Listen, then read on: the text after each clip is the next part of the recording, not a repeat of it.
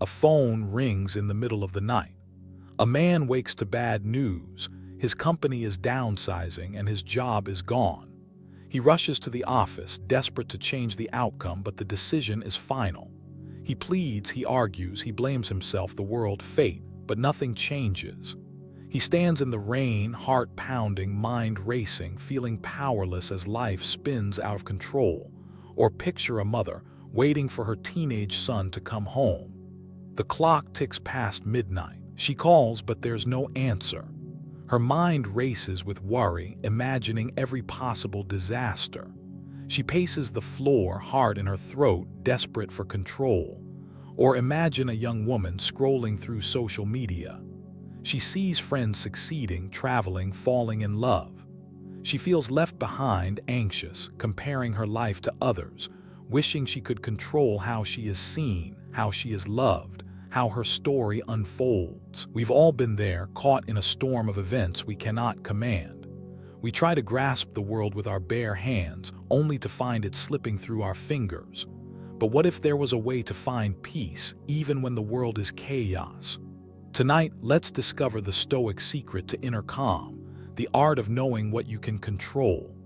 2,000 years ago, in a humble classroom in Nicopolis, a former slave named Epictetus gathers his students. He is not wealthy nor powerful, but his presence is steady like a mountain in a storm. He draws a line in the sand and says, "Some things are up to us and some are not." He looks into the eyes of his students, soldiers, merchants, mothers, and sons, each carrying their own burdens. "What is up to us?" he asks. "Our opinions, our choices, our desires, our actions. What is not up to us? The weather, the past, the actions of others, the outcome of our efforts." A young student protests, "But what if my family falls ill? What if I am treated unfairly? Should I do nothing?" Epictetus smiles gently. "You cannot control the wind, but you can adjust your sails. You cannot command the world, but you can command yourself. Freedom is not found in changing events, but in changing your response." He teaches them to focus on their own reason, their own virtue, their own will, to let go of what is not theirs to shape. He tells them, "If you wish for your child, your wife, or your friend to live forever, you are foolish, for you wish for things not within your power. If you wish for your desires to be fulfilled, wish for what is truly yours, your own actions, your own judgments." The students listen, some skeptical, some relieved, but over time they see the wisdom. They watch Epictetus face hardship, insult, even pain, with a calm that seems unbreakable. One evening, a student of Epictetus returns to his room to find his lamp stolen. He is furious, ready to hunt down the thief. Epictetus asks him, "Did you lose your lamp or your peace of mind?" The student is silent. Epictetus continues, "You cannot control the actions of others, but you can control your response. Let the lamp go and keep your peace." The lesson is simple but profound. We suffer not from loss itself, but from our refusal to accept what is beyond our control. This is the heart of Stoicism, the dichotomy of control. It is the line between peace and turmoil, between slavery to circumstance and true freedom. Epictetus wrote, "Happiness and freedom begin with a clear understanding of one principle. Some things are within our control and some things are not. When we try to control the uncontrollable, we suffer. When we focus on what is ours, our thoughts, our actions, our character, we find calm even in chaos." Marcus Aurelius, the philosopher-emperor, echoed this wisdom in his Meditations. "You have power over your mind, not outside events. Realize this and you will find strength." The Stoics did not teach passivity. They taught engagement with wisdom. They taught us to act where we can and to accept where we cannot. Think of your own life. You lose a job. You cannot control the economy, the decisions of your boss, or the past, but you can control your effort, your learning, your attitude, your next step. A relationship ends. You cannot control another's heart, their choices, or their feelings, but you can control your honesty, your kindness, your ability to heal and grow. Anxiety creeps in about the future, about what might happen. You cannot control tomorrow, but you can control what you do today, how you breathe, how you show up for yourself and others. The world will always be full of waves, some gentle, some fierce. You cannot stop the sea, but you can become a skilled sailor. Epictetus once told the story of an archer. The archer trains for years, perfecting his aim, his stance, his breath. He draws the bow, releases the arrow, but once the arrow leaves his hand, it is no longer up to him. Wind, chance, and fate take over. The wise archer focuses on what he can control, his preparation, his effort, his intention. He lets go of the outcome. So too in life, do your best and release the rest. How do we practice this in daily life? Here are some Stoic tools for inner peace. 1. The pause. When you feel anxiety or frustration, pause. Ask yourself, is this within my control? If yes, act. If not, let it go. 2. Journaling. Each morning or evening, write down your worries. Divide them into 2 columns, what you can control and what you cannot. Focus your energy on the first column. 3. Mindful action. In every situation, do your best with what is yours, your words, your choices, your effort. Release attachment to the outcome. 4. Negative visualization. Imagine losing what you value or facing the thing you fear, not to make yourself miserable, but to prepare your mind. When the worst happens, you are ready. When it doesn't, you are grateful. 5. Acceptance. Practice saying, Amor, Fati, love of fate. Welcome whatever comes, knowing you will meet it with your best self. 6. The circle of influence. Draw a circle on a page. Inside, write what you can control. Outside, what you cannot. Whenever you feel overwhelmed, return to your circle. Let's see how this plays out in real life. At work, you prepare for a big presentation. You cannot control your boss's mood, the client's reaction, or the outcome. But you can control your preparation, your clarity, your effort. You walk in with confidence, knowing you have done your part. In relationships, you reach out to a friend who has grown distant. You cannot control whether they respond or how they feel, but you can control your kindness, your honesty, your willingness to forgive. With health, you exercise, eat well, and rest. You cannot control every illness or accident, but you can control your habits, your attitude, your resilience. On social media, you post something meaningful. You cannot control who likes it, who comments, or how it is received. But you can control your intention, your message, your integrity. Parenting, you teach your children, guide them, love them. You cannot control every choice they make or shield them from every pain, but you can control your example, your patience, your support.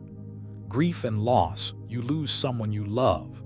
You cannot control death or the passage of time, but you can control how you honor their memory, how you carry their love forward. Imagine a sailor caught in a sudden storm. Waves crash, winds howl, the sky darkens. He cannot control the weather, the sea, or the storm, but he can control his hands on the wheel, his focus, his courage. He trims the sails, steadies the rudder, and rides out the tempest. He does not curse the sea, he respects it, adapts to it, and survives. So too in life, we cannot control the waves, only the way we sail. There is a deep freedom in letting go of what you cannot control. It does not mean giving up. It means giving your best and then releasing the rest. It means loving people but not clinging to them. It means working hard but not tying your worth to results. It means showing up again and again with courage and humility. The Stoics remind us, you are not the storm. You are the sailor. Here are a few daily practices to help you master the art of control. Morning reflection. Each morning, anticipate possible challenges. Who or what might test your patience? Prepare your mind in advance. Evening review. At night, reflect. When did I try to control the uncontrollable? What could I have done differently? Forgive yourself and resolve to improve. Physical anchors. When anxiety rises, notice your body. Relax your jaw, unclench your fists, slow your breath. The body and mind are connected, calm one and the other follows. Mantras. Repeat to yourself, I focus on what I can control. Or use Epictetus's words, make the best use of what is in your power and take the rest as it happens. Gratitude practice each day lists 3 things you did well: actions, choices, or attitudes that were within your control. This builds confidence and peace. Let's follow a modern Stoic through a single day. Morning. She wakes to a rude email. She feels the first spark of anxiety but pauses, breathes, and replies with clarity, not heat. Midday. A colleague interrupts her in a meeting. She feels slighted but remembers, is this worth my peace? She lets it go and the meeting moves forward. Afternoon. She learns a project she worked hard on will be delayed. She cannot control the decision, but she can control her response. She offers help, adapts, and keeps moving. Evening. A family member snaps at her over dinner. She feels the urge to snap back, but instead asks, "Are you okay?" The tension dissolves. Night. She journals her day, noting where she succeeded and where she can improve. She sleeps with a calm mind, ready to try again tomorrow. A runner trains for months for a marathon. On race day, it rains. The course is muddy, the wind fierce. She cannot control the weather, the competition, or the outcome, but she can control her effort, her attitude, her perseverance. She runs her race not for the medal, but for the mastery of herself. Here is the paradox: the more we try to control what is not ours, the less control we have over ourselves. But the more we focus on our own mind, our own actions, the more powerful we become. Epictetus said, "Don't demand that things happen as you wish, but wish that they happen as they do, and you will go on well." This is not resignation. It is radical acceptance, paired with courageous action. In a world of uncertainty, the Stoic secret is more relevant than ever. Facing rejection, you apply for a job, a school, a relationship. You cannot control the answer, but you can control your preparation, your courage, your willingness to try again. Dealing with criticism, you receive harsh feedback. You cannot control others' opinions, but you can control your openness to learn, your humility, your self-respect. Navigating change, the world shifts, technology, politics, health, the environment. You cannot control every change, but you can control your adaptability, your values, your resilience. A parent watches their child struggle with school, with friends, with growing up. They want to fix everything to shield their child from pain, but they remember Epictetus.